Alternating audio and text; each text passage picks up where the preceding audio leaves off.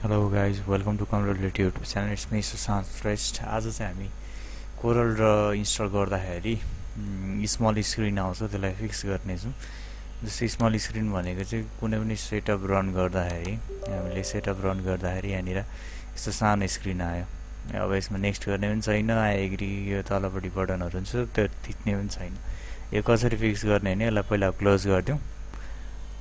Close गरिसकेपछि यो सेटअपलाई copy गरेर पेस्ट गरिदिने, यसलाई कपी गर्ने यहीँनिर पेस्ट गरिदिने, यसलाई डिलिट नगर्ने। अब यसलाई रन चाहिँ यसलाई गर्ने, यसलाई होइन यसलाई चाहिँ रन गरिदिने, यस गरिदिने।